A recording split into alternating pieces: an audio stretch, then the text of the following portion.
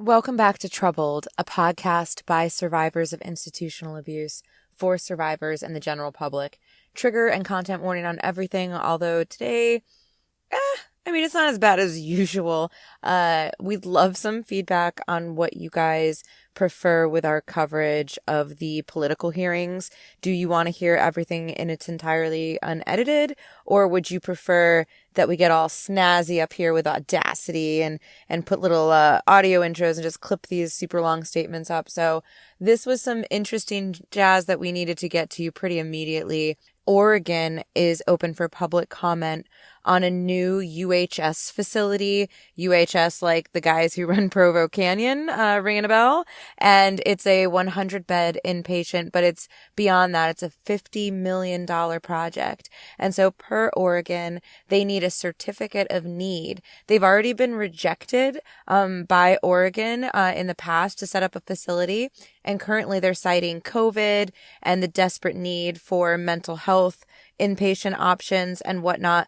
But reminder, UHS are the guys who are currently under close oversight from the federal government since they got a DOJ $117 million settlement. Check out the links in the show notes so that you can see this directly on the Department of Justice's website. That's what I'll link to. Amongst other things, they were defrauding Medicaid, federal funding, veterans jazz. They were not providing care they were billing for. They were providing improper care, improper chemical and physical restraints. They were basically abducting people and detaining them against their will. They were keeping them for longer than they should have. They never should have been an inpatient in the first place.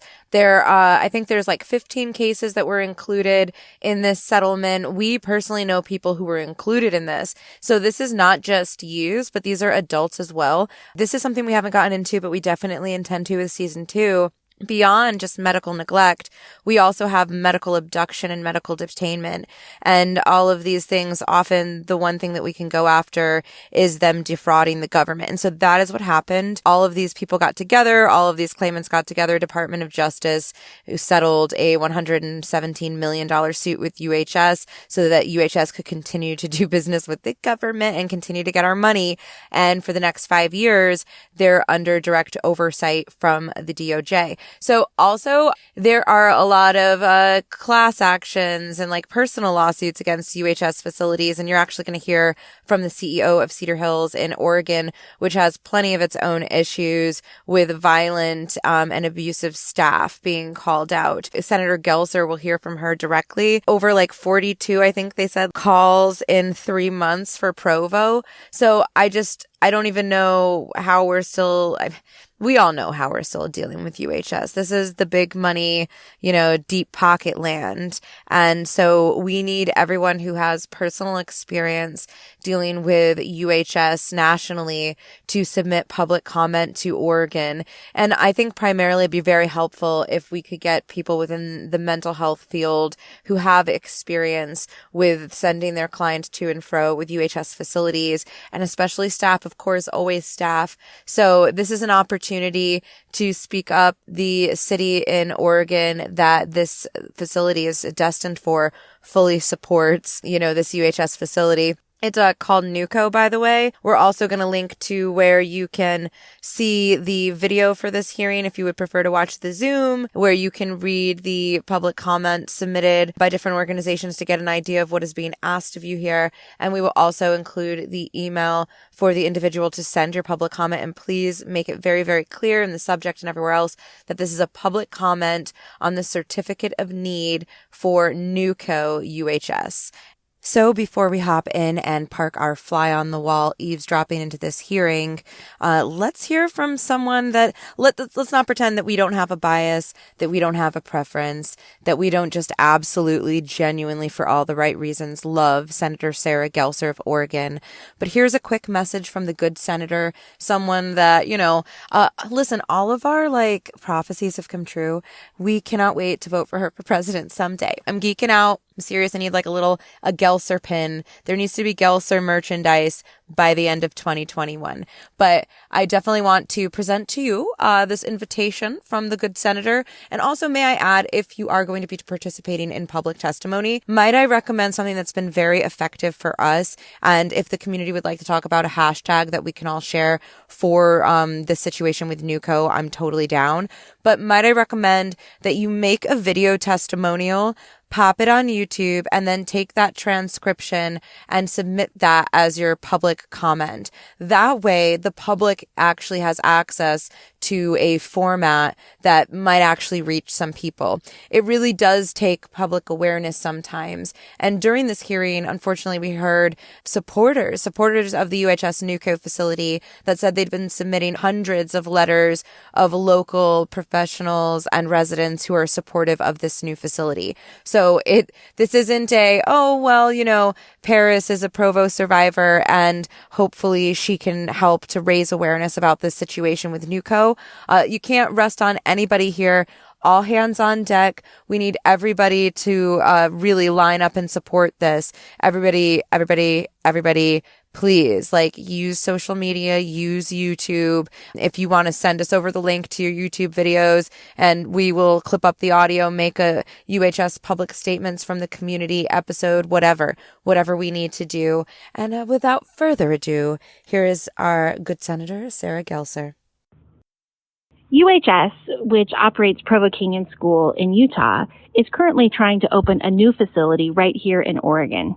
They're using the name NUCO, and right now they are sitting in front of the Oregon Health Authority, who gets to decide whether or not to allow them to open their doors. The proposal includes beds for adults and seniors, and it also includes 25 beds for children and youth. The public process that the Oregon Health Authority is using includes public testimony. They want to hear from stakeholders and others that have information about whether or not they should allow this facility to open. I think it is important for the health authority and the decision makers to hear directly from those who have been impacted by UHS. If you were ever treated at Provo Canyon School, if you're an adult or a youth that has been served by UHS at any of its facilities, this is the time for you to raise your voice. If you were a former employee of UHS or a current employee of UHS, and you have information that would be helpful to the health authority in deciding whether to allow this for-profit organization to open a facility in Oregon, this is a time that you can make a difference. Miranda can tell you all about how to get in touch with this board that's making the decision and how to submit your public testimony. Those who have experienced these services and those who work inside these facilities know more than anyone what the truth is about these facilities. Please take this chance, share your stories, help make a difference for those who might be placed in this facility if it's allowed to open. Thank you. All right, y'all ready to hop into these hearings? Reminder, I hope you're already sharing this link with everybody on Reddit and Twitter and the socials. We're at Talk Troubled.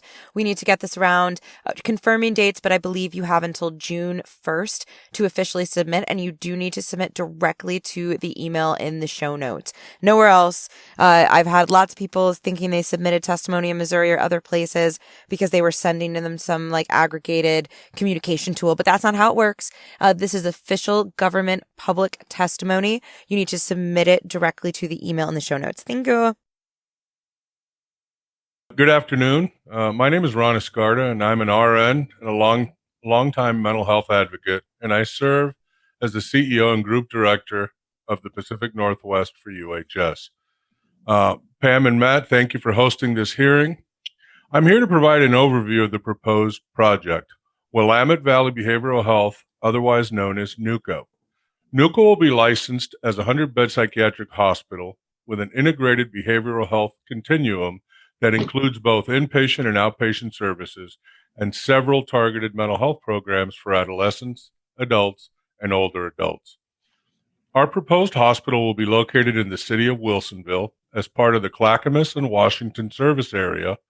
Multnomah County is also included in the defined service area for determining the need for adolescent services. There is documented unmet need in the service area with existing inpatient psychiatric providers operating near capacity. Our quantitative analysis of population growth and existing inpatient psychiatric bed supply demonstrates the service area is severely underbedded, with a current shortage of 130 beds, which is expected to grow to 185 beds by the year 2029. In 2017, OHA denied NUCO's original application to develop a 100-bed psychiatric hospital. As part of its denial, OHA heavily subscribed to the viewpoint that inpatient care was unneeded due to the supposed availability of alternatives and other community investments in outpatient care.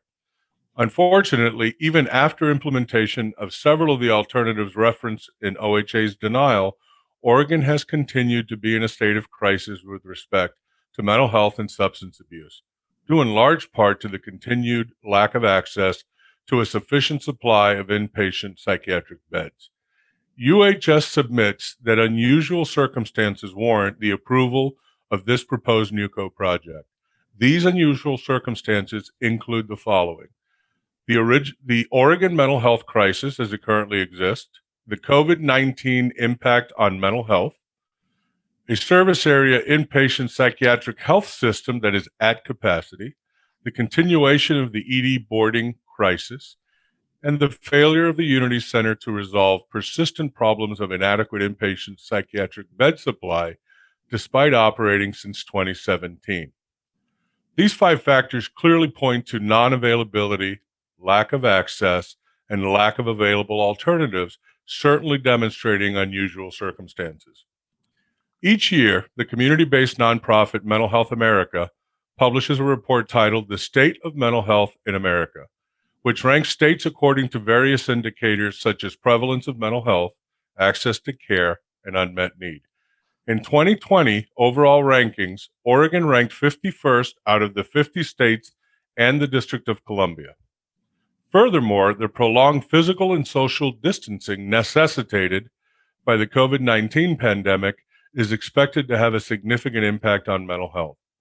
Mental health providers and professionals anticipate a large surge in mental health care demands going forward. A September 2020 study from the Journal of American Medical Association found that the prevalence of depressive symptoms in the U.S. was more than 3-fold higher during COVID-19 compared with pre-COVID. An April 2021 study from the Lancet Psychiatry found that 34% of COVID-19 survivors received a diagnosis for a neurological or a psychological condition within 6 months of their infection. Given the scale of the pandemic and chronic nature of mental health conditions, this signals a current and future surge in demand for mental health services across the continuum of care, including inpatient psychiatric capacity. Oregon providers and OHA should begin preparing immediately for the increasing inpatient psychiatric capacity to meet the coming demand. ED boarding has long plagued the Oregon mental health sector due to an insufficient supply of inpatient psychiatric beds and limited community alternatives. Unfortunately, ED boarding remains a consistent practice as documented in several news articles over the years and most recently in the Secretary of State's audit of the child and adolescent mental health system in the state of Oregon.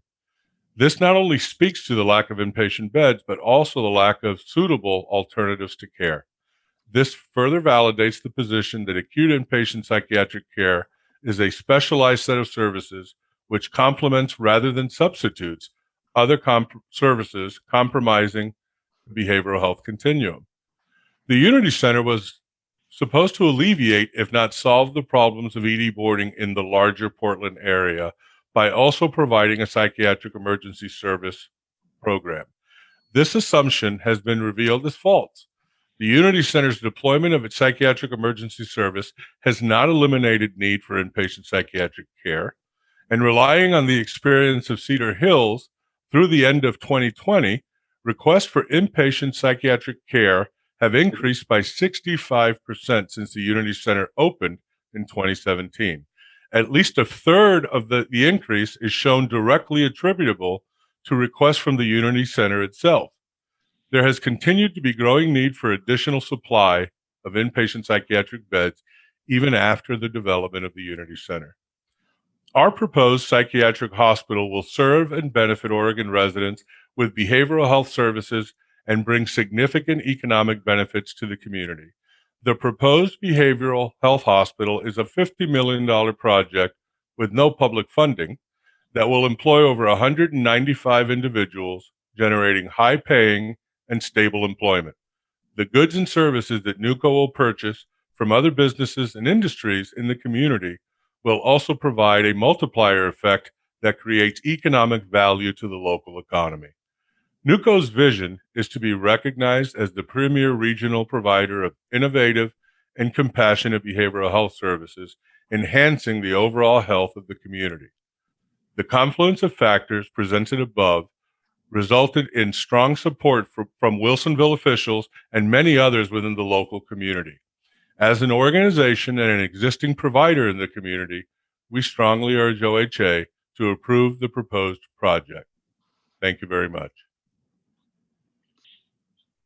Thank you, Mr. Escarda. And I have on my list Lamar Frizzell from UHS. From Cedar Hills, yes, I think he's next. Good afternoon, and thank you for hosting this public hearing.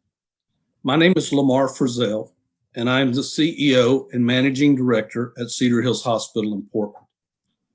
I'm also one who struggled with mental health and substance abuse issues in my teens and lived between parents who faced the same for the balance of their lives.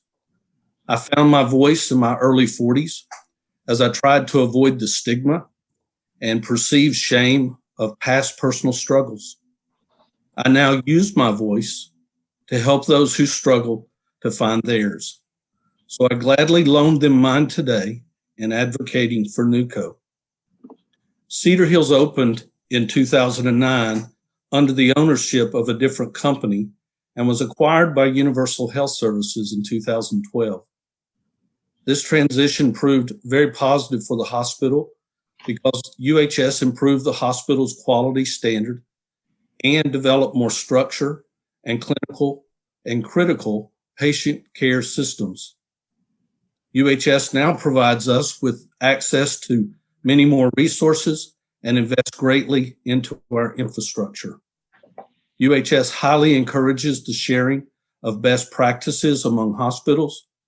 NUCO would receive the same support and opportunity as Cedar Hills has. The experience of Cedar Hills has been one of high occupancy, and this serves as a good barometer related to the inpatient psychiatric bed shortages in our state. Cedar Hills opened with just 36 inpatient beds and has grown to 98 beds over the last 12 years. During this period, the hospital has consistently been at 90 to 95% capacity. When we added a 10-bed expansion to our most acute unit, these beds were filled within 24 hours of opening. At present, Cedar Hills is unable to treat about 75% of requests for care because of the lack of capacity or the lack of specific programming. The payer mix at Cedar Hills experienced significant growth in the number of Medicaid patients in 2020. The increase was 11% over that of 2019. Commercially insured patients remained as a small share at about 17 to 18% in respective years. Cedar Hills actively works and collaborates with community health, mental health agencies, every county throughout the state, hospital emergency departments, medical groups, individual practitioners, residential treatment centers, veterans services, national and international military installations, and families and patients. Our goal is to ensure that they can receive treatment as quickly as possible when they are in crisis. We also work with these groups and others to ensure that patients can return to their communities with the appropriate resources to foster further recovery. We work alongside these agencies. I highlight just some of those we've worked with over just the last week: Clackamas County Mental Health, NARA Northwest, Sequoia Mental Health, Central City Concern, Providence IOP, Cascadia Behavioral Health. Cedar Hills has an active role in our community by participating in educational activities such as our alumni support group, community events such as NAMI Walks, Cascades AIDS Project, Lines for Life Gala, these type of events. Cedar Hills coordinates and/or attends the following meetings. I highlight just a couple: Washington County Mental Health Work Group, OAHHS Policy Committee. Cedar Hills provides significant economic benefits to the community and region. To date, we have 278 staff members. We make numerous local expenditures, which translates into community benefit. We offer several reimbursement programs, tuition and loan forgiveness, CNA training, and social work and counselor licensures. Let me close by stressing the mission of Cedar Hills. Our mission is to provide safe, effective, and compassionate behavioral health treatment for our patients. NUCO will adopt a similar mission. We are Joint Commission accredited, which is the gold standard for hospital quality metrics and systems. NUCO will strive to achieve these same standards. Our Quality Assurance and Performance Improvement Committee involves all hospital departments and manages from a patient-centered, evidence-based, metrics-driven perspective, as will NUCO. Our patient satisfaction for inpatient services ranks in the 90th percentile. Our patient satisfaction for outpatient services remains among the top of UHS facilities. NUCO will foster the same emphasis. I want to thank you for letting me use my voice in behalf of NUCO and for allowing me to loan my voice to those who need these behavioral health beds. Thank you. Thank you, Mr. Frizzell. And Sheila Hamilton, we have about 3 minutes. Thank you very much for your time. I'm an author, an advocate, a mother, and a widow, and I've dedicated my adult life to suicide prevention, awareness, and mental health advocacy.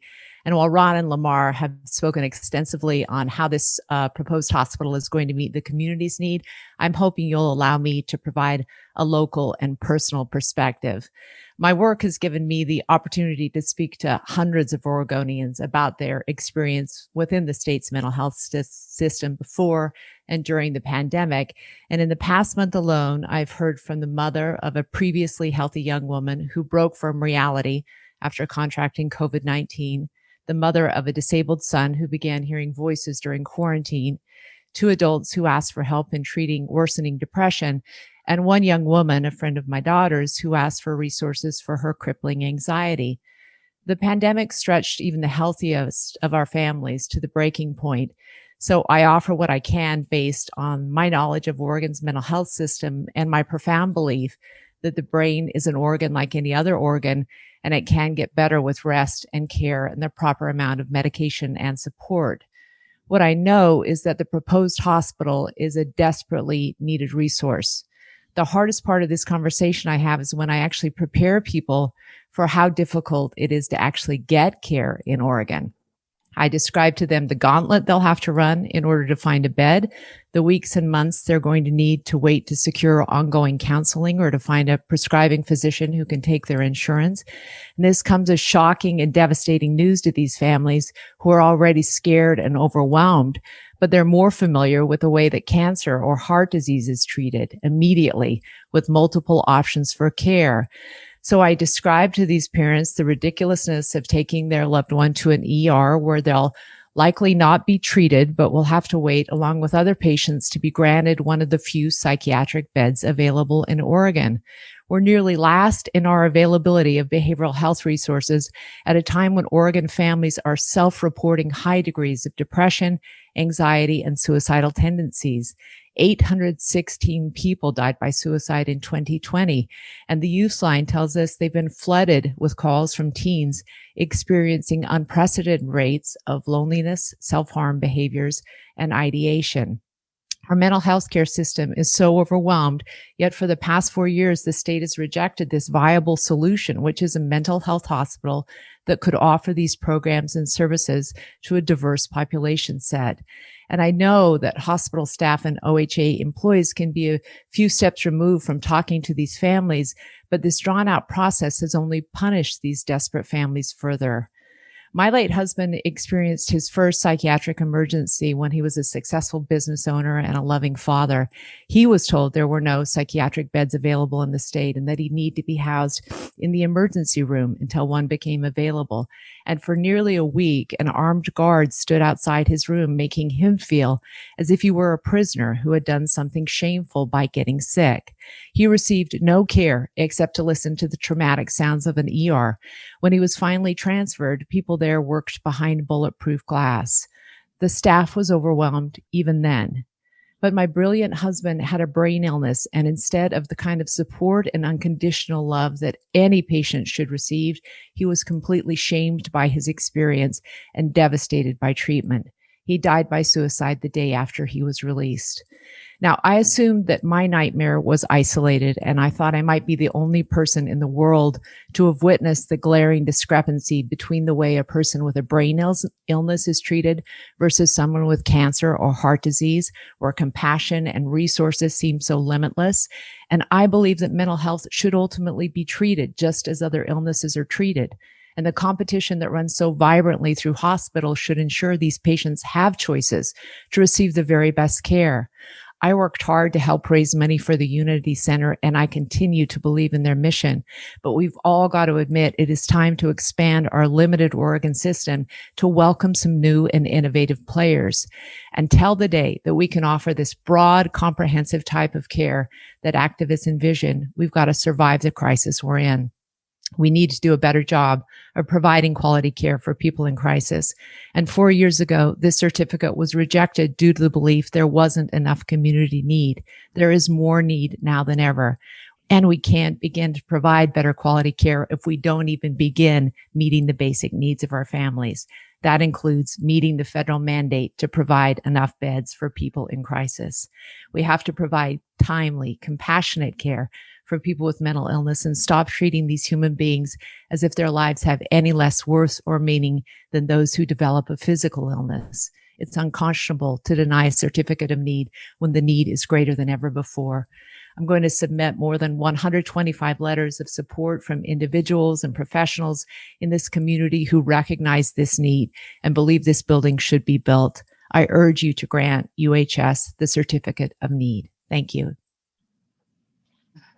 Thank you. Looks like we've got about 14 people submitted requests for public comment so far.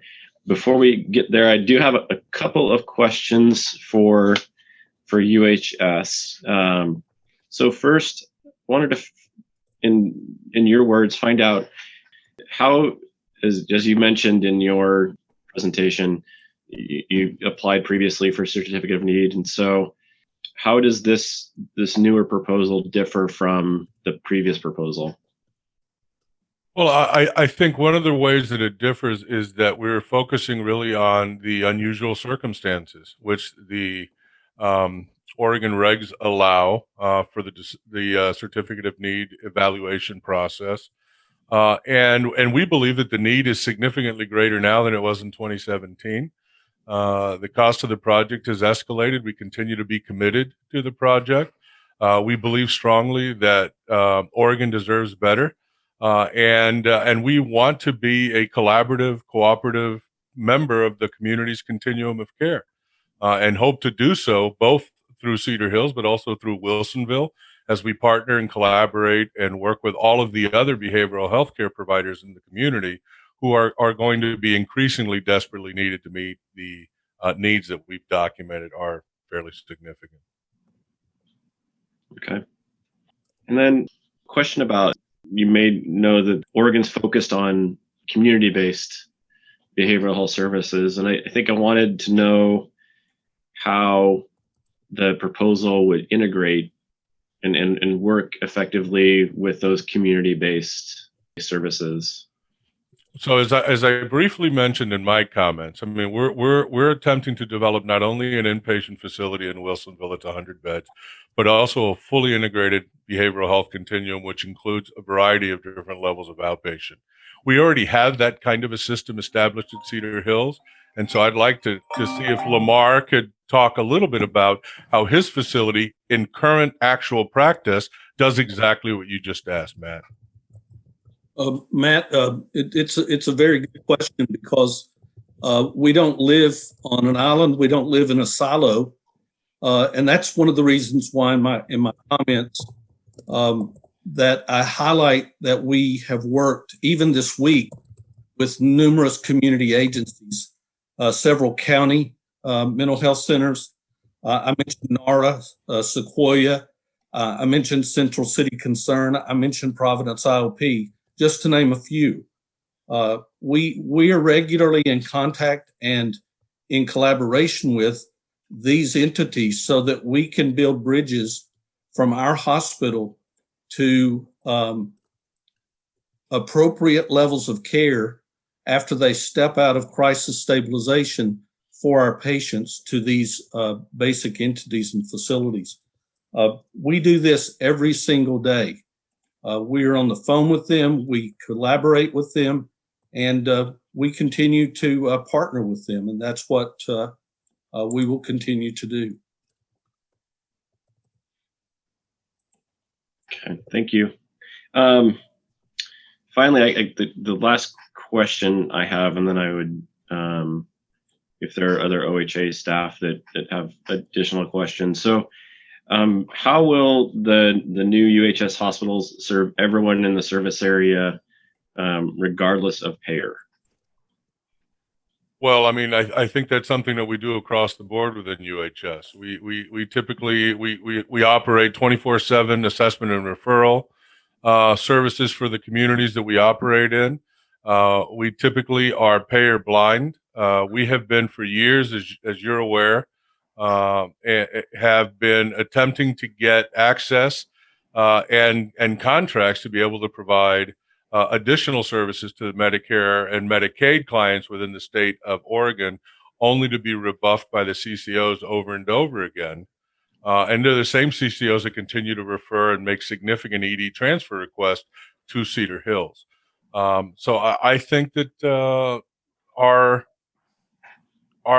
expanded role in the community is only going to be a significant benefit to the community's continuum of care, and will be a helpful relief and pressure valve, not only for the Unity Center, but for all of the other providers who have inpatient services and who struggle with the growing number of patients who are sitting in EDs, awaiting a bed or awaiting care and treatment. And we hope to be a creative and collaborative part of that solution and that matrix. First person that we had sign up to provide public comment is Senator Sarah Gelser. Good afternoon. Thank you so much. For the record, my name is Sarah Gelser. I'm the state senator from Senate District 8, which is the Corvallis and Albany area. I chair the Senate Committee on Human Services, and for the last several years have really been focused on access to services for adolescents, and particularly the experience of children and youth when they are in the care of facilities. I know there are others that are going to speak to their concerns about the certificate of need, and I do acknowledge we have significant needs in our mental health system in Oregon. But I do not believe that bringing another United Health Services system to Oregon is in the best interest of Oregon, and certainly not in the best interests of the 25 adolescents that might be in those beds. The first point that I would make is that in their own materials, this organization references Provo Canyon School in Utah. I actually was at Provo Canyon last week meeting with residents and community members and individuals who had survived their time at Provo Canyon School. There have been, in the last 2 years, over 31 critical incidents at Provo Canyon School, which is a UHS inpatient facility for youth. And there have been a number just within the last handful of months. I'd like to mention a couple of them. There was video footage of staff punching students. There was a youth found hanging from a noose access to medical care was delayed for that student. Frequent written complaints to licensing from staff about understaffing. Students reporting that they were being physically and emotionally abused. One student in general, in particular, noted that staff had pinched her, pulled her hair, twisted her wrists, pushed her to the floor harshly, threatened her, and made comments about her looks that negatively impacted her self-esteem. There was a staff member that reported about patients being forced by maintenance to clean up sewage after both bathrooms in the hallways were flooded with poop water and toilet paper. Staff wrote about being urged to lie to the state regarding their ratios. There was another single day in which there were 16 restraints of youth, and a staff member reported that she was most concerned about 12-year-olds placed on units with sexually acting out 17 to 18-year-olds. There was another student who was grabbed by the shirt, placed in a supine position, and back and legs were pressed into the ground in order to obtain compliance. Now, those are kids that are not necessarily from Utah, because like Cedar Hills, many of the kids at Provo Canyon School come from states that are not Utah. One of those children was an Oregon youth, a 14-year-old in the Oregon foster care system that had an intellectual disability. I accessed the public records about her. She was only at the facility for a handful of months. And during that 3-month period, this 14-year-old foster child with an intellectual disability from Oregon in the care of United Health Services at Provo Canyon School, which is cited as a successful program in the applications, experienced 42 incidents of assault by a peer, physical or chemical restraint, and seclusion in a 3-month period. Again, 42 separate instances of assault, physical restraint, chemical restraint, and seclusion via public records. Prior to this, UHS insisted that they did not use seclusion. And this was in response to Paris Hilton telling her story about being served at Provo Canyon School. They said new management. However, I obtained these public records. This happened about 18 months ago. So this is current practice. We should not be trusting any further Oregon youth to this program, to a facility operated by this organization, and we should not be inviting children into our state from other places to have this treatment. Finally, we have significant needs in our mental health system, especially as it relates to adolescents. This does not solve that problem. This is not the whole that we have. We need facilities and services for our adolescent aid and assist program. We need step down programs. We need community services. We need intensive family supports and respite. That is where we should be investing our time and energy. This proposal does nothing to address those needs. I strongly urge you to reject this proposal and to absolutely reject allowing any other child to ever be subject to the care of this organization. They have showed us that they cannot be trusted to do so safely, and we have our own youth and our own public records to demonstrate that. Thank you. Thank you, Senator Gelser. Next on my list, I have Commissioner Sharon Myron. Thank you so much for this opportunity here today. I'm Sharon Myron, a Multnomah County Commissioner and also an emergency physician. As a commissioner, an emergency physician, and former president of the Oregon chapter of the American College of Emergency Physicians, I bring the perspective of both a policymaker and frontline healthcare system provider to inform my opinions on the Certificate of Need application submitted by NUCO. As has been alluded to by everyone who spoke today, many things are needed to improve behavioral health systems in Oregon. This was concluded by myriad committees over decades, most recently the Governor's Behavioral Health Advisory Council, where I was honored to serve. We have an immense unmet need for supportive housing, more culturally responsive providers and peer providers, and a continuum of services to keep people with behavioral health challenges out of crises and out of emergency departments. And we urgently need a rational approach to decreasing the use of the Oregon State Hospital, where much of the dysfunction of our current inpatient system originates. The one thing that is not surfaced as a need in all of these meetings of experts and frontline workers and people with lived experience of mental illness who participate in how we can improve our system. One thing we do not need is an increased inventory of inpatient psychiatric beds. As an ER doctor, I see the impact of our inadequate behavioral healthcare system every single shift that I work. I treat people in the ER because they couldn't access the care they needed to prevent crisis. And then once they're in crisis, there's nowhere for them to go. It can be so tempting to believe we could solve this problem if only we had more inpatient beds. It would be so easy. But an inpatient unit is most often not what people need. And I can say that working in the ER and seeing this need. They could use supportive housing, substance use treatment, residential treatment for people with co-occurring disorders, peer respite, transitional housing, intensive outpatient therapy, ACT teams, so much more. But they don't need inpatient psychiatric beds most often. And we have the beds we need, especially if the Oregon State Hospital's aid and assist population was reduced, allowing existing hospitals to move their civilly committed patients through the system effectively. That's the problem. A new inpatient hospital is a shiny new object. It feels like it can make a difference when in fact it won't, at least not the difference that we need. I know and feel the temptation of wanting this shiny object. I've faced it all the time for years, but I've learned through decades of experience and listening to the true experts in the system that this is not the answer.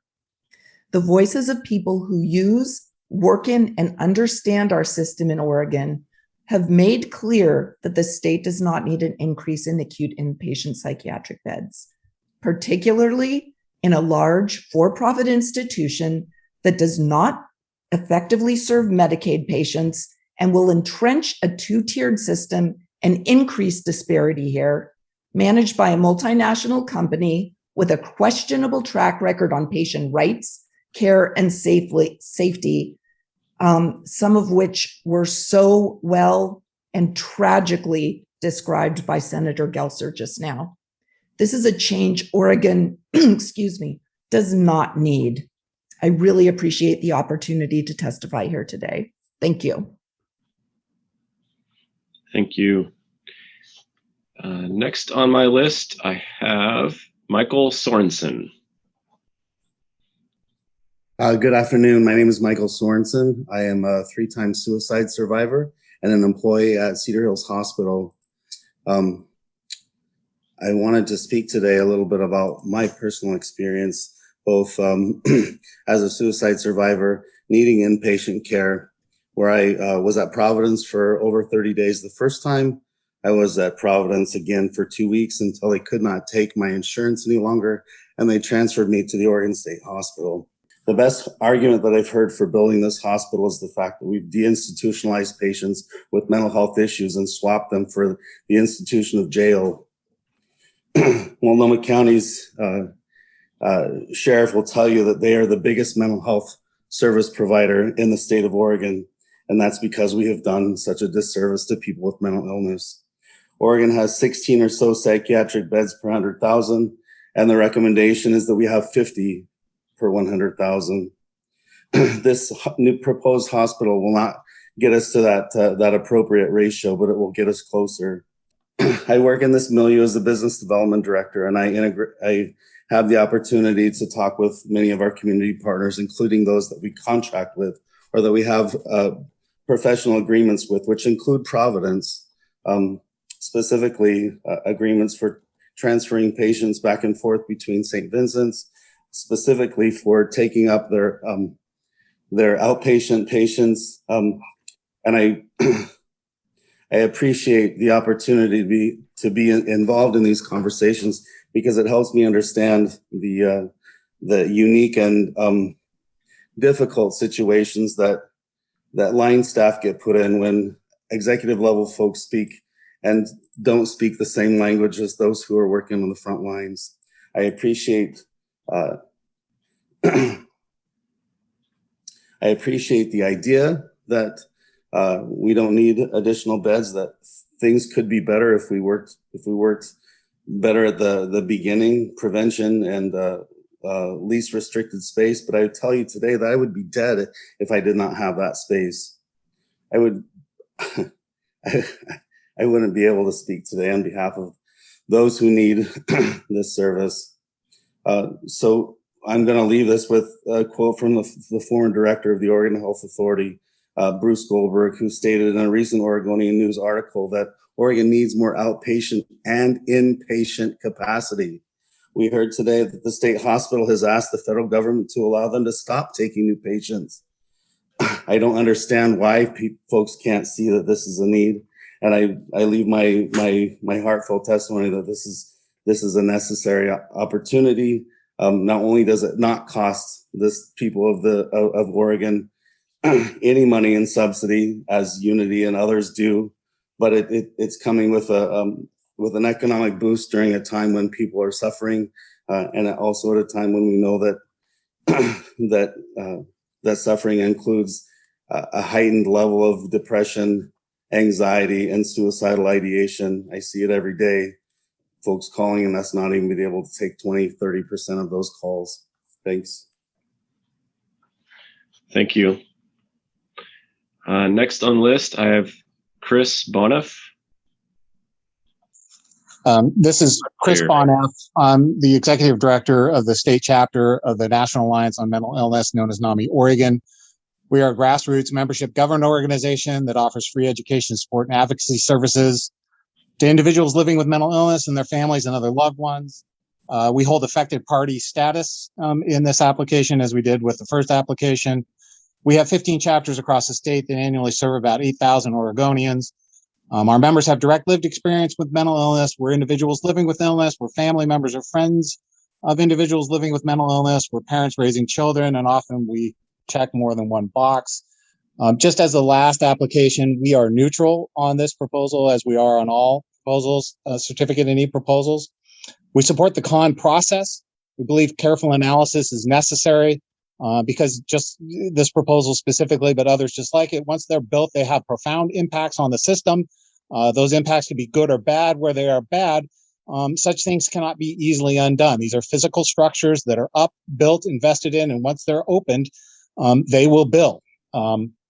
We will provide more substantive comments, written comments to be submitted at a later date before the deadline. They will mirror identically, generally, our comments on the first application. We certainly urge the Oregon Health Authority to stick to a careful process based on hard analysis, because let's be clear what this is not. This is not economic development. Economic development should not be an argument for any project. We are not people availing ourselves of services here to help benefit the economy of Wilsonville or any community. We're here to avail ourselves of services because of need, and any decision should be based on need.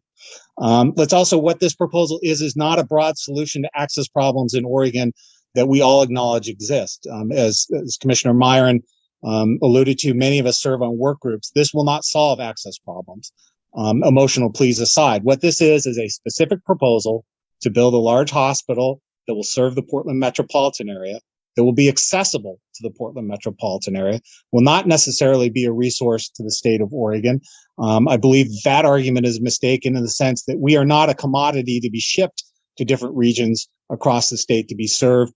If we are shipped across to be served in a facility like this or a facility that already exists, that is a failure of the system. We don't accept that in other healthcare, that that's the solution to a regional scarcity of resources. Again, our written testimony will cover what we consider the essential factors that should carry considerable weight in Oregon Health Authority's analysis. Much of that will be repetitive. The one thing that we talk about changes. So in brief, to what those comments will cover, again, are these services necessary in the Portland area on this scale? 100 beds, for example, is that actually necessary in the Portland metropolitan area? Weighing in that factor is the misuse of beds currently in our inventory.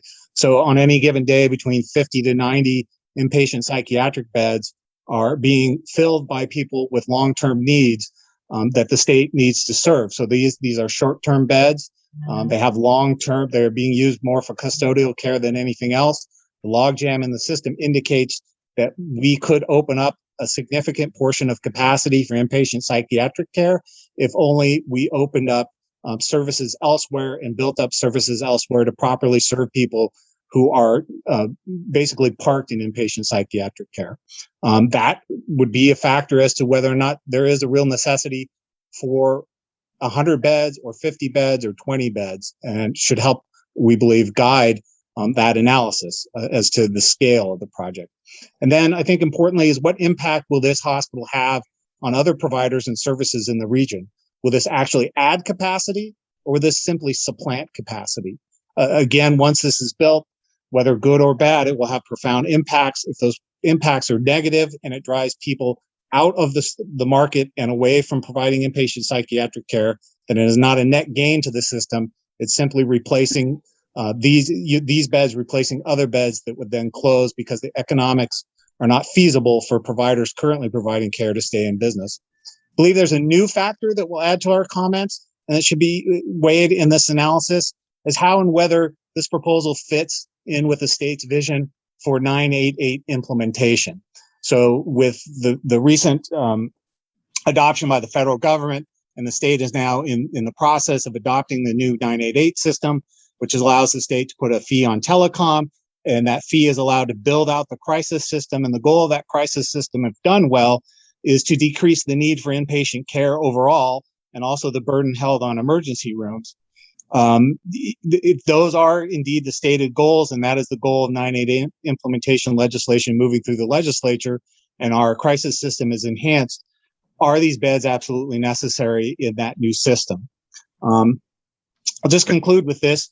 NAMI, like with any proposal like this, we want them judged carefully for what they are. This is not a solution broadly for Oregon. This is a specific proposal, much like Unity was alluded to. Unity, one of the failings of Unity is it was advertised as a solution. All it was a hospital. All this is a hospital.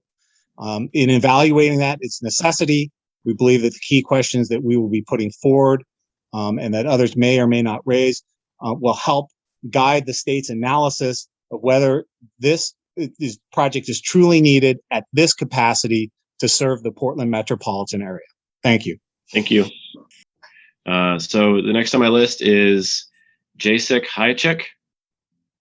I'm Dr. Jacek Hychik. I also go by Jack, and I am the director of Dynamic Changes LLC. I'm a retired psychologist and program director in this and 3 other states. For the purpose of this issue, I have managed hospital services in Denver, Colorado, and helped develop Oregon's Mid-Willamette Valley Acute Psychiatric Hospital System.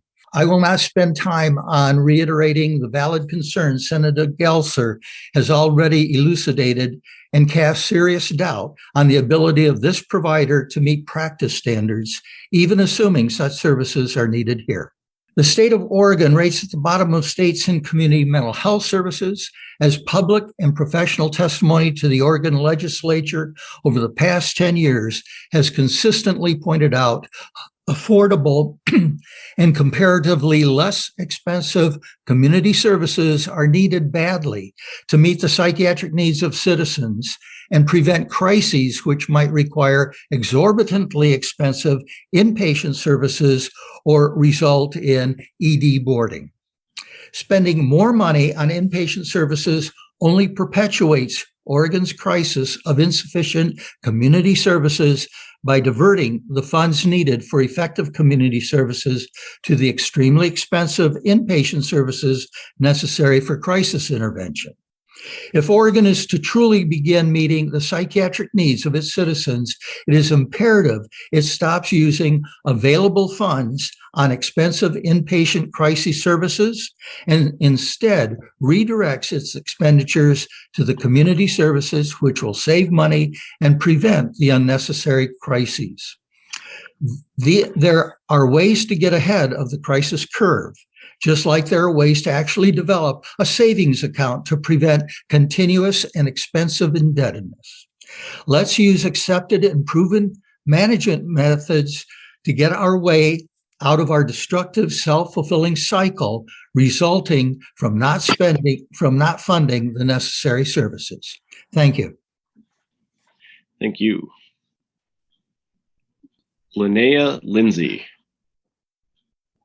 This is Dr. Linnea Lindsay. I'm the Director of Behavioral Health Services for Legacy Health, and I'm a licensed psychologist. I want to go on record today in representation of Legacy Health to say that we are opposed to this project because we don't think it addresses the current needs and it diverts resources and increases costs. Legacy offers a diverse set of behavioral health services across Northwest Oregon and Southwest Washington, including the fact that we offer 24/7, 365 psychiatric services in all of our hospital emergency departments. We also are the managing partner for the 4Health System partnership that offers Unity Center for Behavioral Health to the community with an emphasis on trauma-informed whole person care. Our communities need additional resources and they need them now, not those that may take years to stand up or will only serve approximately 5% of the people who are challenged with mental health and substance use conditions. The proposal of UHS NewCo does not advance and in fact is a deterrent to the region realizing the October 2020 recommendation of the Governor's Behavioral Health Advisory Council.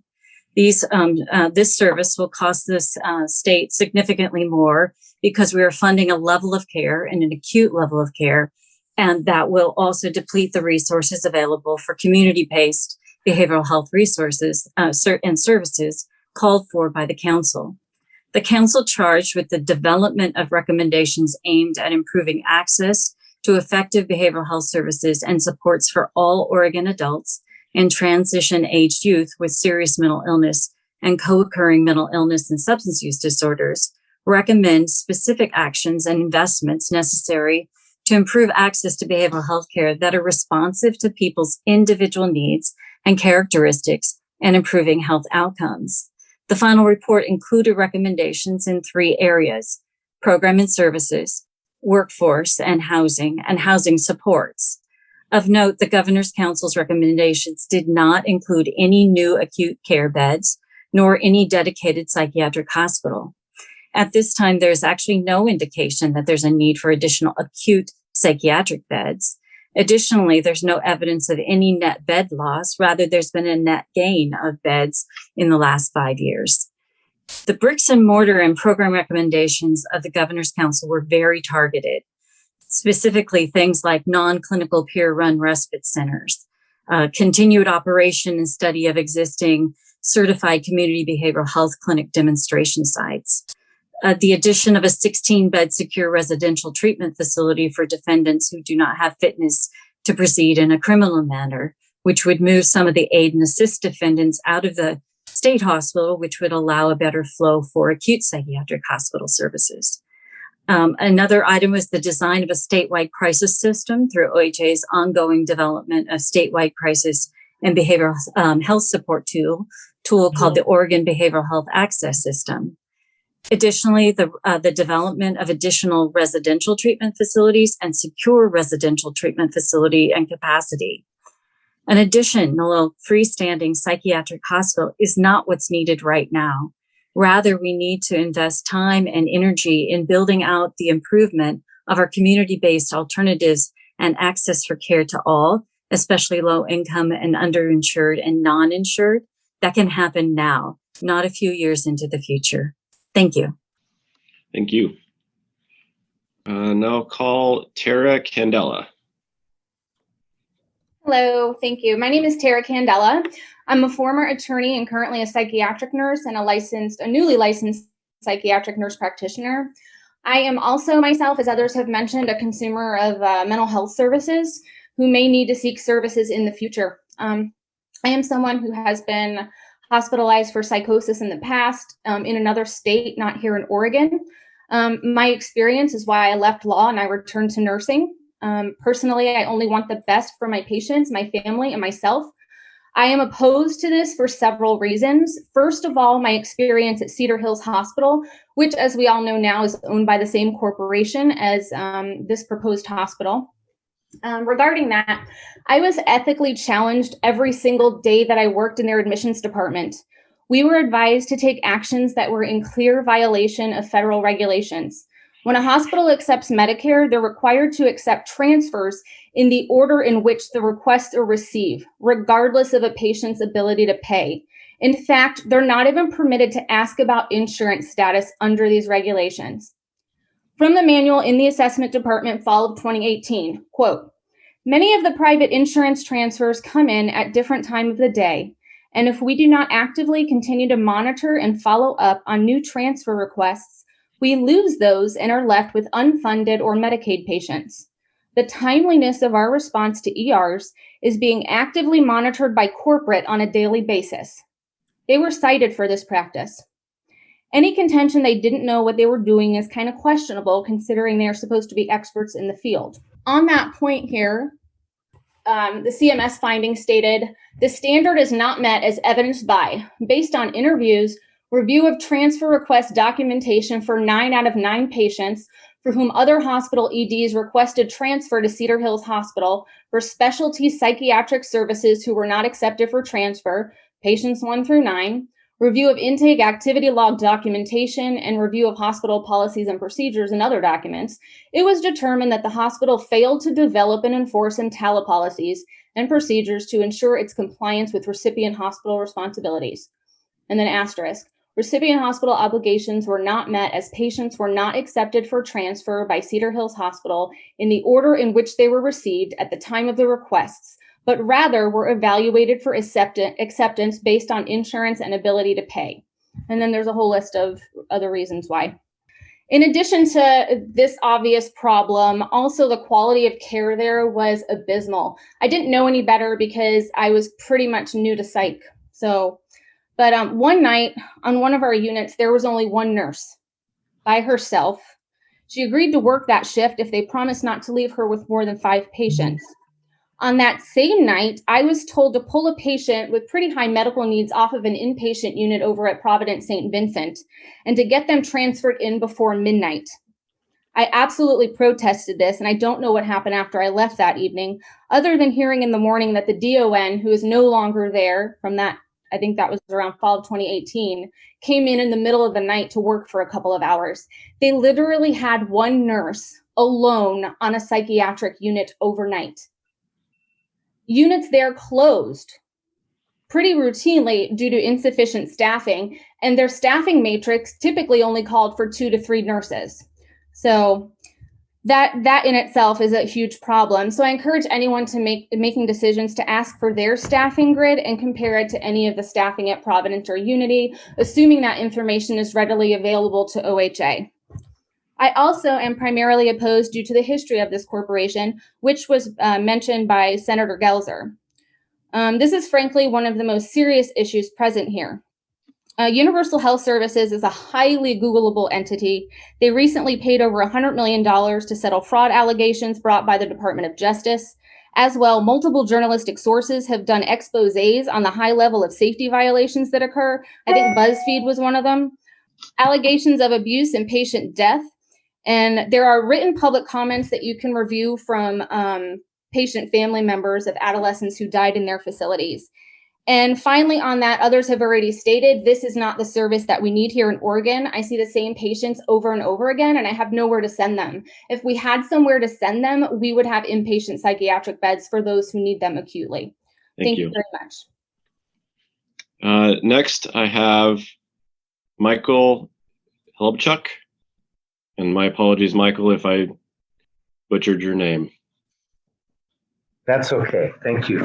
I'm Michael Helbchuk. I'm the Executive Director of Folk Time, and Folk Time is a peer-run organization. That is to say that each and every staff member has lived experience, and our board is, by bylaws, has a majority of people who have lived experience too. And I'm speaking today in strong opposition for quality of care reasons that have been well documented. All one has to do is search, and I found a lot. And for the for-profit reason, that's another one. I mean, heck, this is not an economical decision we're talking about. This is not about how we, people who receive services, can be commodities for a for-profit organization. Rather, this is about how we can improve our system. Our system will not be improved by adding psychiatric bed after psychiatric bed. Once somebody is hospitalized, that hospitalization can be pivotal in terms of how well they do in the future. Their mental health recovery may be hindered or assisted by hospitalization. Hospitals that are understaffed or have poorly trained staff or have policies and practices that are outlined outside of the margins of good practice can cause an individual who goes into such a hospital to have many more hospitalizations out of being traumatized at the hospital.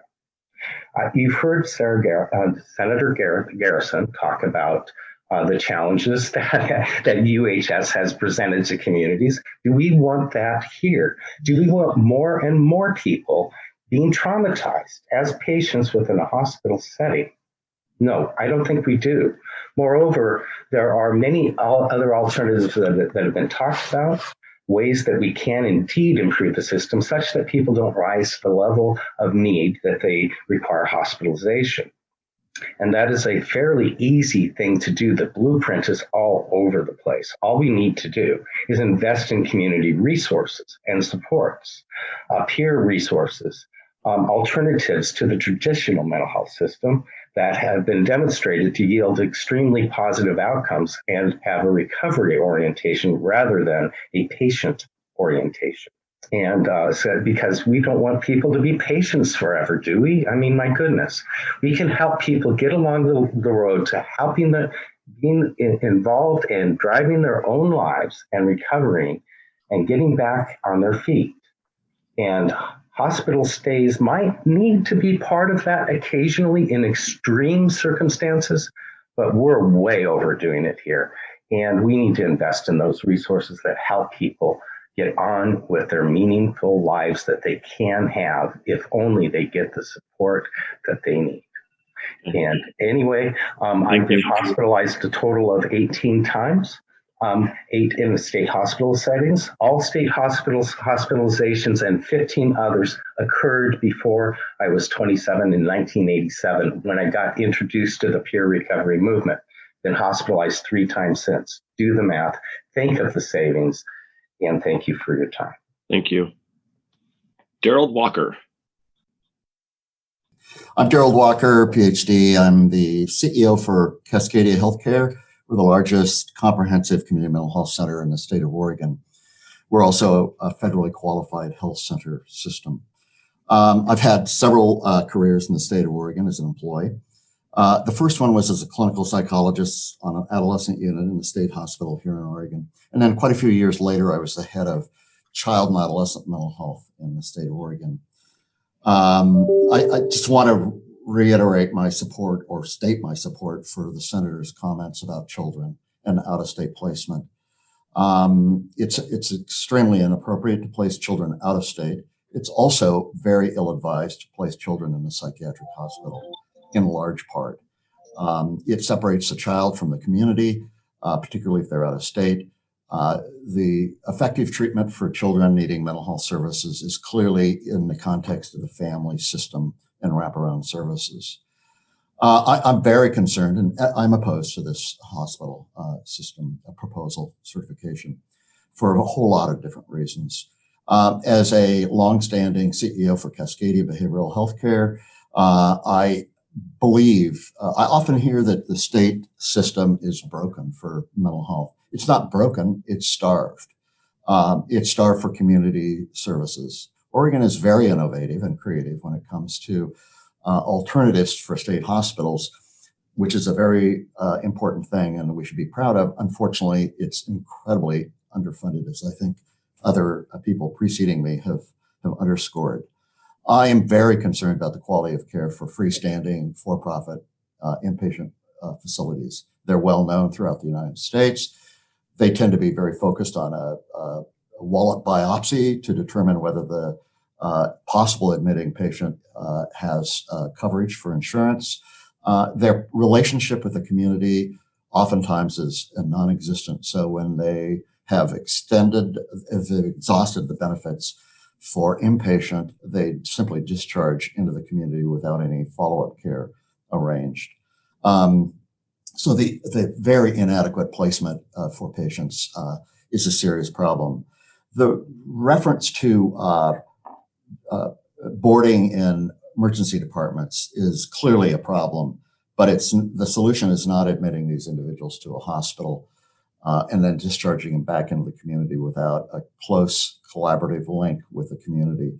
First and foremost, the large majority of people admitted or being served in an ED is because of a lack of community resources. Cascadia provides a lot of those resources. We're overwhelmed. We have wait lists and a major crisis in this system, in any community mental health system within Oregon, is the problem with resources with staff because of the lack of funding and the increasing expense for living within the community. Oftentimes, it's not unusual to lose staff, RNs and so forth, to hospital systems. They pay much better. Unfortunately, Oregon's community mental health system salaries are very, very inadequate. Okay, thank you. That's sure. We're out of time. Okay. And again, if you aren't able to get in all your public comment, please submit those in writing to us. Next, we'll go to Malcolm Ricks. Hello, I am Malcolm Ricks with Safe Transportation. We have submitted written comment for the record.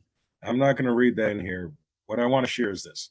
We are the secure transportation company that gets everybody from Unity to Cascadia to Corvallis to the state hospital. And in one situation, we actually had to take a youth to Bozeman, Montana. I thought that was ridiculous when you're talking about community-based treatment. I agree with a lot of what I've heard today. We do need community-based treatment. I wish we had no need for a secure transportation company. But the truth is, we have that need, and there is the need for additional 100 beds. I've never done research on universal health services. I guess I will, but the 100 additional beds is necessary. The unfortunate bit, some bad things happen by individuals, but leadership tries to weed those people out. I know as a transportation provider, we believe in non-intimidating tactics because primarily we do students. And I will say the trauma of traveling to Bozeman, Montana with somebody, it impacts the family when they can't visit their loved ones. I don't know who it's going to be, but 100 additional beds, I'm all for it. And everybody we've worked with at Cedar Hills, if it's the same company, they've been great too, because we transfer people there and they've never delayed in getting somebody in. I said it would be brief, and that's it. Thank you. Thank you. Next, I have Robin Henderson. Thank you, Mary, very, very much. For the record, I'm Dr. Robin Henderson. I'm a licensed clinical psychologist. I'm also the chief executive of behavioral health for Providence here in the Oregon region. And I've worked in mental health in Oregon for the bulk of my career over the last 40 years. I can tell you that Providence's Health and Services is opposed to the Certificate of Need request from NUCO for the following reasons. First of all, NUCO has not considered Oregon's needs as part of this proposal.